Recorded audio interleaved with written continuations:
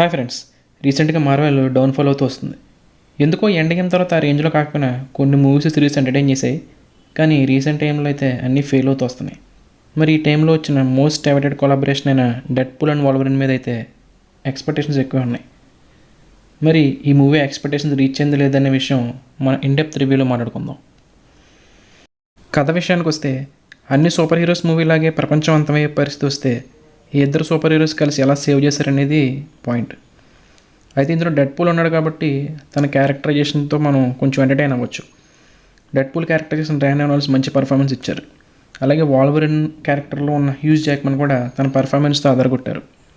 Movie స్టార్టింగ్లో మంచి సీక్వెన్స్తో start అవుతుంది, కానీ వెళ్ళే కొద్దీ డౌన్ అయిపోతూ వచ్చి బోర్ కొట్టించింది. ఇంటర్వెల్ తర్వాత అయినా కొంచెం రైజ్ అవుతుందేమో అనుకుంటే ఏదో అక్కడక్కడ ఫైట్స్, ఆ క్లైమాక్స్ తప్ప ఇంకేం లేదు. మూవీలో ఒక సరైన కథ లేదు. పోనీ కథ లేకపోయినా పర్లేదు, డెడ్పూల్ ఇచ్చే ఎంటర్టైన్మెంట్ అనేది పీక్స్లో ఉంటుంది. కానీ ఈ సినిమాలో ఆ ఎంటర్టైన్మెంట్ ఉంది, కానీ సరైన ఎమోషనల్ కనెక్ట్ కథ అనేది మనల్ని కొంచెం ఫీల్ అయ్యేలా చేయదు. ఇలాంటి సీన్స్ ఎందుకు తీశారని కొన్ని విషయాలు అనిపించింది. డెడ్పూల్ వాల్వరిన్ ఒకరినొకరు పొడుచుకుంటారు, కానీ మళ్ళీ బతుకుతారు. ఎలాగో చావరు కదా, మళ్ళీ ఇలా ఇద్దరిని ఒకరు పొడుచుకోవడం ఎందుకు? ఇలా లెంత్ పెంచుకుంటూ వెళ్ళారు.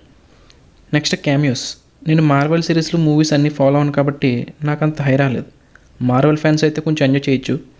నెక్స్ట్ క్యారెక్టర్స్ మధ్యన బాండింగ్ అంతగా లేనప్పుడు ఎమోషన్స్ అంతగా పండవు. ఇందులో కూడా అలాగే జరిగింది. X-23 అనే క్యారెక్టర్ని దించారు, కానీ వాల్వరిన్కి తనకు అంత ఎమోషనల్ సీన్స్ పడలేదు.